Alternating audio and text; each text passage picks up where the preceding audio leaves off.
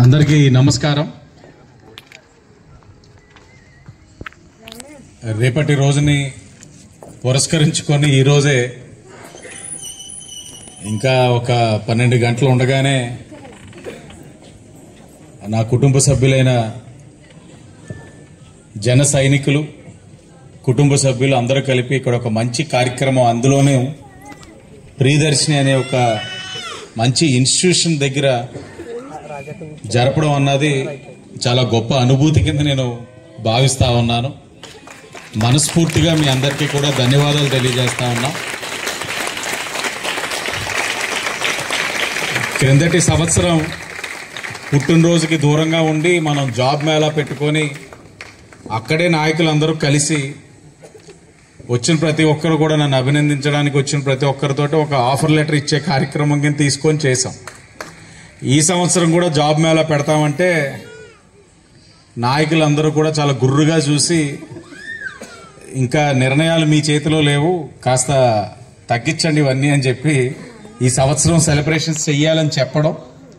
కానీ మరి దయవేచ్చే ఏంటో కానీ మరలా రేపు ఢిల్లీకి వెళ్లాల్సింది కార్యక్రమం ఉంది కాబట్టి మధ్యాహ్నం కల్లా పూర్తి చేయాలన్న ఆలోచనతో ఉన్నప్పుడు వై శ్రీనివాస్ గారికి ఎప్పుడు కూడా కాస్త తెలివి ఎక్కువ ఉంటుంది, అందరి మీద తెలివిగానే ఆలోచిస్తారు.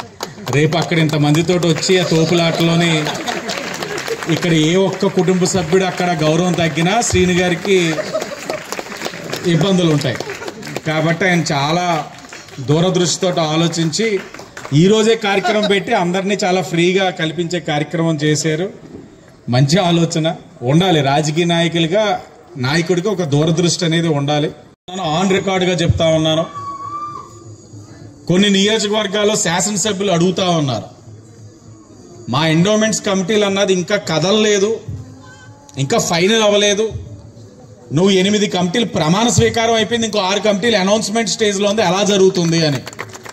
అప్పుడు వాళ్ళకి చెప్పాను, శాసనసభ్యుడు గొప్పతనం కాదు, అక్కడ ఉన్న జనసేన బీజేపీ టీడీపీ నాయకుల మనస్తత్వం గొప్పది కాబట్టి ఇవంతా కూడా జరుగుతూ ఉంది. ఎందుకంటే పవన్ కళ్యాణ్ గారు చెప్పినట్లుగా ఎక్కడ నెగ్గాలో కాదు ఎక్కడ తగ్గాలో తెలిసిన వాడు ఎదుగుతాడు జీవితంలో. ఆయన చెప్పింది ఆచరిస్తున్నాం, ఎవరి కాలు చేస్తూ ఉన్నారు కాబట్టే మనం ఈరోజు ఇన్ని కమిటీలు వేసుకోగలిగాం.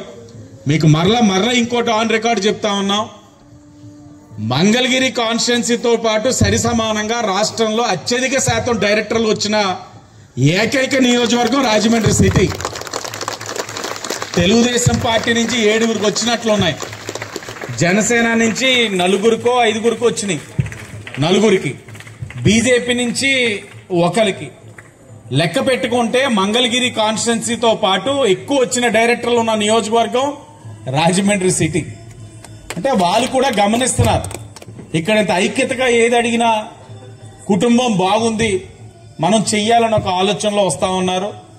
నేను కానీ అలాగే వైసీని గారు కానీ ఇతర నాయకులు కానీ మేము ఆలోచించేది ఒక్కటే. ఇందాక ఆయన చెప్పినట్లుగా 2024లో నిస్వార్థంగా మీరే అభ్యర్థి కింద మీరు అందరూ కూడా కృషి చేస్తున్నారు, కూటమి ఎమ్మెల్యే ఒక అభ్యర్థి ఒక గెలుపు కోసం. అది ఎప్పుడు కూడా మేము మరవం.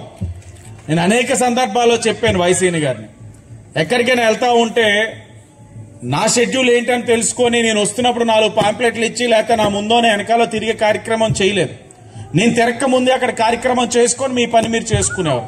అంత నిస్వార్థంగా చేసినప్పుడు నిస్వార్థంగా ఆలోచించాల్సిన బాధ్యత నా పైన ఉంది కాబట్టి అదే కార్యక్రమం నేను చేసుకుంటూ మొదటి రోజు నుంచి వచ్చాను. ఇప్పటికీ జరుగుతూ ఉంది, భవిష్యత్తులో కూడా జరుగుతూనే ఉంటుంది. కోరేది ఒక్కటే, కుటుంబం పెద్దది, ఎక్కడికక్కడ మనం సర్దుకుంటూ వెళ్ళాలి. కొన్ని చోట్ల బాధలుంటాయి, కొన్ని చోట్ల ఆనందాలు ఉంటాయి. ఏదేమైనా బాధని ఆనందాన్ని కూడా సమపాలుగా తీసుకుంటూ వెళ్తే కుటుంబం కాస్త బలంగా ఉంటుంది. ఏదైతే పవన్ కళ్యాణ్ గారు పదే చెప్తా ఉన్నారు, 15 సంవత్సరాలు ఈ కూటమి అధికారంలో ఈ రాష్ట్రంలో ఉండడం అన్నది ఈ రాష్ట్రానికి అవసరం అన్న విషయం గమనించాలి. కాబట్టి ఆ ఆలోచనతో గౌరవ ముఖ్యమంత్రి చంద్రబాబు నాయుడు గారు, ఏదైతే ఉప ముఖ్యమంత్రి పవన్ కళ్యాణ్ గారు, అలాగే ఐటీ విద్యాశాఖ మంత్రి లోకేష్ గారు, కేంద్రంలోని ఏదైతే బీజేపీ ప్రధానమంత్రి నరేంద్ర మోడీ గారు ఏదైతే ఈరోజు ఆలోచిస్తా ఉన్నారో ఆలోచన తగ్గట్లు మనం కూడా ముందుకు వెళ్దాం, కలిసికట్టుగా వెళ్దాం. తప్పకుండా మన అందరికీ కూడా మంచి భవిష్యత్తు ఉంటుంది. ఆశావాహులు ఉంటారు, భరించే వాళ్ళు ఉంటారు, కాస్త భంగపాటు ఉంటుంది. కానీ ఆ భంగపాటు శాశ్వతం కాదు. మరలా వాళ్ళందరినీ గుర్తించే కార్యక్రమం నేను వైసీని గారు తీసుకుంటాను కూడా మీ అందరికీ కూడా స్పష్టమైన హామీ ఇస్తూ మంచి కార్యక్రమం చేసినందుకు జనసేన కుటుంబ సభ్యులందరికీ మరి ముఖ్యంగా వై శ్రీనివాస్ గారికి ఆయన ఒక కుటుంబంగా భావించే మీ అందరికీ మరొకసారి పేరు పేరున నమస్కారాలు తెలియజేస్తూ రాబోయేదంతా కూడా మంచి రోజులు, ఒక మంచి ఆలోచనతో పనిచేద్దాం, కలిసికట్టుగా ఈ నగరాన్ని అభివృద్ధి చేసుకుందాం, కలిసికట్టుగా ఈ నగరాన్ని సురక్షితమైన నగరంగా తీర్చిదిద్దుతామని, ఆ కార్యక్రమంలో మీరందరూ కూడా భాగస్వాములు అవ్వాలని మరొక్కసారి తెలియచేస్తూ అపోజిషన్ లో ఉన్నప్పుడు చాలా పంచి డైలాగులు వచ్చాయి, ఎలా పడితే అలా మాట్లాడేవాళ్ళం. అధికారంలోకి వచ్చిన తర్వాత డైలాగులు లిమిట్ అయిపోయినాయి. గట్టిగా మాట్లాడదామంటే నువ్వు ఇప్పుడు అలా కాదు, నువ్వు కొద్దిగా చూసుకొని మాట్లాడని నాకు అందరూ కూడా సూచనలు ఎక్కువ ఇస్తా ఉన్నారు. అపోజిషన్ లో వచ్చినప్పుడు తొడలు కొట్టేవాడిని, మీసాలు తిప్పేవాడిని, అన్ని చేసేవాడిని. రూలింగ్ లోకి వచ్చిన తర్వాత నువ్వు అప్పుడులా తొడలు కొట్టకో, మీసాలు తిప్పకో, నువ్వు అన్ని అయిపోయినాయి అని అంటున్నారు. కానీ ఎప్పటికప్పుడు అలాగ లోపల నుంచి తంతా ఉంటది. అంటే ఆ ఫోటో చూసినప్పుడు గుర్తొస్తా ఉంది. పవన్ కళ్యాణ్ గారు ఈ నియోజకవర్గ జనసేన కార్యాలయంలో ఉండి ఫోన్ చేసి రమ్మన్నారు. వెళ్తే సుమారు గంటన్నర సేపు మాట్లాడి ఎప్పుడో చిన్ననాటి జ్ఞాపకాల నుంచి నెమరేసుకుంటూ అంతా గంటన్నర సేపు మాట్లాడిన తర్వాత చివరాఖరిగా ఆ ఫోటో దిగి వచ్చింది. అవన్నీ కూడా స్మృతులు గుర్తొస్తా ఉన్నాయి. లోపలికి వస్తా ఉన్నప్పుడు క్యాడర్ అంతా, యువత అత్యధిక శాతం అంతా కూడా రోడ్ల మీద నుంచొని ఓ అరుపులు కేకలు. నేను బయటకు వచ్చిన తర్వాత నా నెప్ప అరుస్తుంటే ఎవడ్రా మనల్ని ఆపేది అని చెప్పి ఓ డైలాగ్ వేసి వెళ్ళిపోయా. కానీ ఇప్పుడు అవన్నీ అందామంటే వస్తుంది టైము, రాకుండా ఉండదు. డైలాగులకి అన్నిటికీ టైం వస్తుంది, అవన్నీ మళ్ళా ఉంటాయి.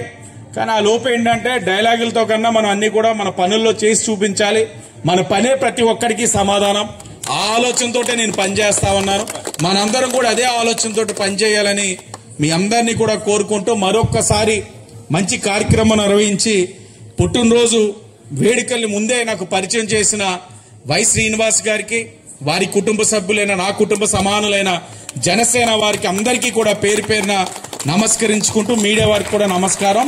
పిల్లలందరికీ కూడా నా బెస్ట్ విషెస్, ధన్యవాదాలు.